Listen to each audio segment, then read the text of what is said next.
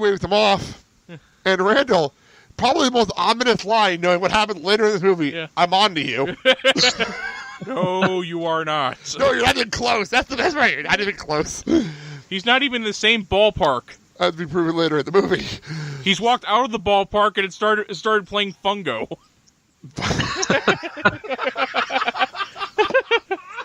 You ducked because you swung at me. Holy shit, that's great. Actually, he's not even doing that. He's walked out of the ballpark, sat down on the ground, and he started playing Tiddlywinks. Hacky sack. Hacky sack. You know what's a bigger shame than all those Oscar losers you mentioned, Kyle? Yeah. Is the fact that none of those three actors have worked very much since this movie. Yeah. Well, I know who plays Trevor. Trevor plays Elias. Yeah. He actually makes a lot of money like doing like gaming stuff now. So he's busy. He's actually busy. Brian O'Halloran's got a lot of bid parts in that. Brian O'Halloran's not, I know what he's talking about though. But Brian O'Halloran, he does his own thing. He's on the concert more. He's on the concert. Yeah. He makes a lot of money off being Brian O'Halloran. That's what it is. Actually, he appeared in The Happening.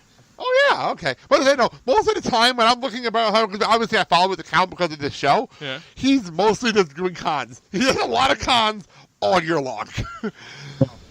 And, yeah, and Jeff Anderson, I don't think he acts much, period, like, at all. Like, I think he came out of almost like a semi-retirement to do this movie. And it feels like, you know, if you watch the documentary he's connected to it, it feels like that. Yeah. So... Yeah, I remember him doing an interview with Kevin really early on in the Spodcast days where he basically was like, I live in the mountains with my wife and I do carpentry or something like that. And he just wasn't interested. And it's just such a shame because he's so funny, so good. Well, are you talking about Jeff Anderson? I'm talking about Brock Lesnar when it says that out in the woods in the middle of Canada. Just wondering. Brock Lesnar is Wolverine? No, Brock Lesnar, the joke there. This is a joke, but it's also the truth. Brock Lesnar legitimately is married to Sable, legit, and lives in Western Canada in the woods with no phone. Huh.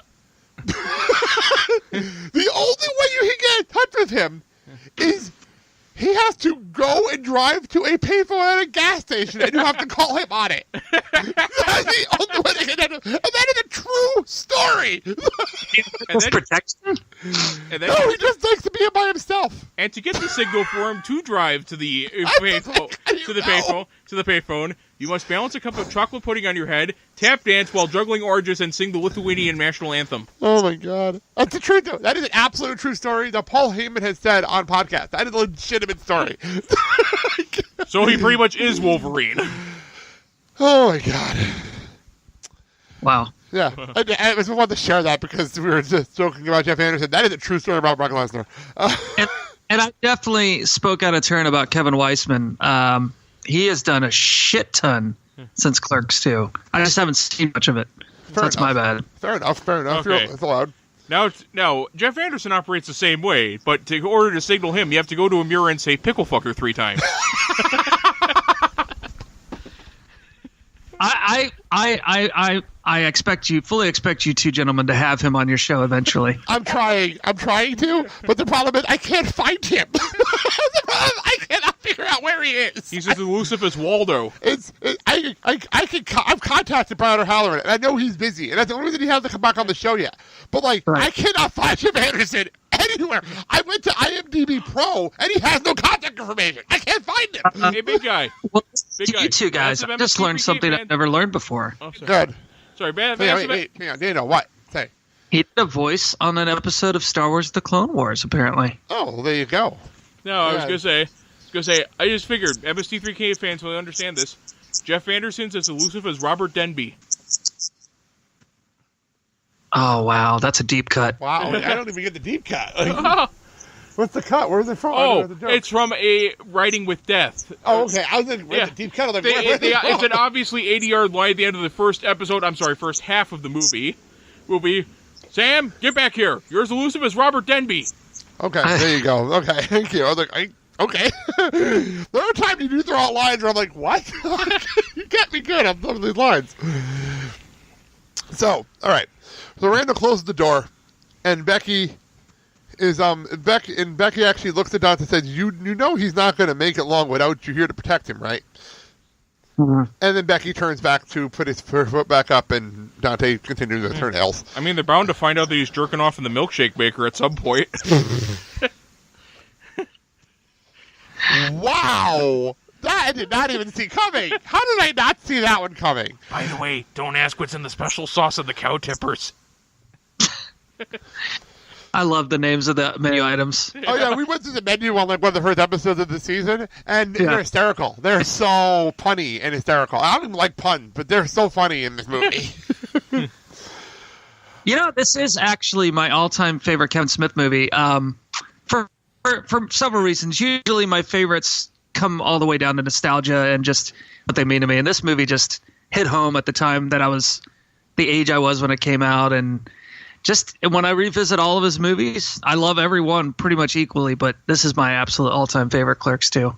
You know what? I have to say, you're one of the few people that agree with me and say this is the best movie of the Musical universe. And I always say that. This is my favorite movie in the Musical universe. And not many people agree with me on that. I think for sheer, like, fan pleasing and just everybody's, like, favorite, it's probably Strike Back, probably the number one. But Clerks 2 is just my favorite. I just love it. It's fun. They're having fun. You can tell they're having a blast in this movie. Right. For sure. I just want to throw this out there. How do you feel about the Jay and Silent Bob reboot movie coming out next year?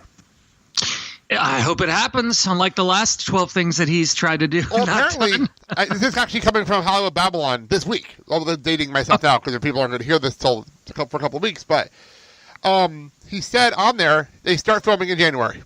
Okay. Officially. Okay. And I know for a fact, maybe I'll cut this out of the episode, but I've been trying to get Kevin on the show. On the show. And I talked to his manager directly, and she said he's busy through the end of the year between doing Flash, Supergirl, doing this, he's writing some TV series, that is really secret, and getting pre-prep ready for Dan Saab reboot. So he's busy. He's very busy right now. He may be an episode of a Star Wars show. We'll see. Oh, yeah, true. I forgot about that. There's a bunch of stuff going on. And he's just a very busy man. And yeah, that's why he hasn't been on this podcast, despite my trying. Yeah. That's the only reason. Well, R.I.P. Mallrats 3, 2, TV show, musical, whatever the hell that was going to be. Dude, at one point, Clerks 3 was going to be a play on Broadway. At one point. R.I.P. Moose Jaws. Is Moose Jaws officially off the board, or that's still happening? I don't even know. I don't know. At the Yoko Hosers, I feel like he was probably like, maybe they'll just forget I was supposed to do that. Well, wasn't he supposed to do Hit Somebody, too? That was the hockey movie he was supposed to do. Which, by the way, never got picked up, and then he went on Smodcast and read the entire script. Yeah. So, wow. With background vocals and sound effects and music, and he did an audio drama of Hit Somebody on Smodcast. It's story time with Uncle Kevin. It really was. It was actually really bizarre to listen to because it was just Kevin by himself. Yeah. And I think Will Winkins from Netheads edited everything behind him. It was a pretty interesting show to listen to. Will's. So, Daniel, you've already answered my question about this movie. This is fun. Are you planning on doing episodes covering the Trainwreck series behind this movie? We might, actually. We were looking for something to talk about after the movie's done, because I know we have the animation we have to finish. So, we have a couple of things we got to do. We have a couple of things we have left to do, and maybe we'll do that. That'd be fun. Yeah, good stuff. Definitely something to do before we end the road. I completely forgot about that. It's a good call. It is on the DVD set. We should do that. It sounds like fun. So, Daniel, this is actually, it might be our longest show ever. Yeah, our longest show we've done for this season.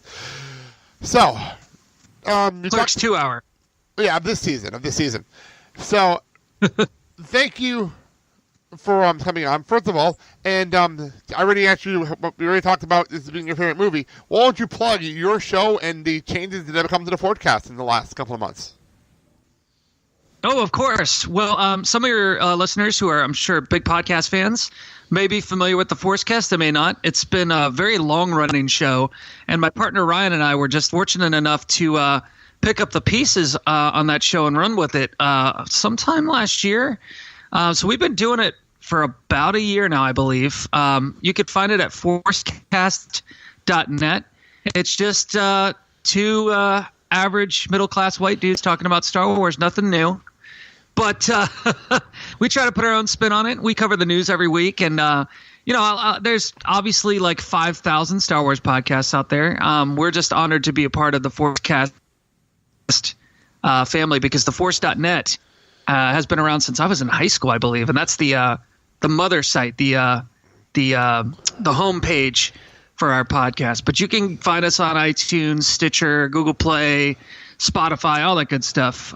Just search Forcecast, one word, and the website forcecast.net. We're on Twitter, we're on Facebook, all that good stuff. And we just recently interviewed Paul Rubens, which was really cool.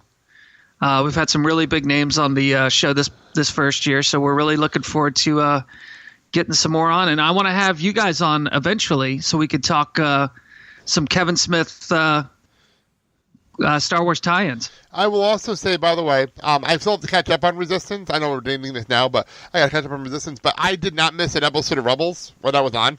That was like me and my son's favorite show to watch together next to The Flash.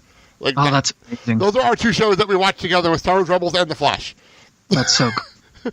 Yeah, you're not far behind on Resistance. Literally, they've only premiered 2 on cable so far, and it's like 20 episodes this season. Yeah, I DVR'd them, and me and him are going to sit down and watch them probably this week. But it's definitely, I'm looking forward to it because I had so much fun with Rebels. And Rebels was like my favorite show on TV last year. So, by far. Resistance is fun so far. It's really fun, yeah. Yeah, so I just wanted to make a note of that. So, all right, Randal, thank you so much for coming on the show. This is a lot of fun. This is definitely a blast. I miss my donkey. All right, let's wrap this up. We are part of the Fully Void Podcast Network. You can hear it every Monday, Wednesday, and Friday. If you're hearing this on a Friday morning and you're expecting to hear no news but today, there's some issues going on behind the scenes. It will be coming back in December. It will be back. There's just some issues going on behind the scenes. People are probably wondering what's happening with that. I keep promoting it, and it's not there, so that's what's happening. Like a Sound Show every single Friday. We don't miss a week, even if we're not here. I still put a show up. Something's there every single solitary week. And actually, I think, I'm looking at the calendar. This episode's going up. The day you hear this episode will be the day of Kyle's annual coverage at the Ponyville Cider Fest over in Milwaukee. So that's this year. That's going to be the day this episode posts. So go listen to Kyle and Matt cover the Ponyville Cider Fest 2018. Right now, it's probably a 2-part mega marathon show, but still, go listen to it anyway. And for all you geeks out there listening to this, Star Wars fans, whatever, go back about 2 weeks on the Vegas South Show feed. You can hear our coverage from Ace Comic-Con, which was our first Comic-Con that we officially covered. So that's a big deal for us. All right, that being said,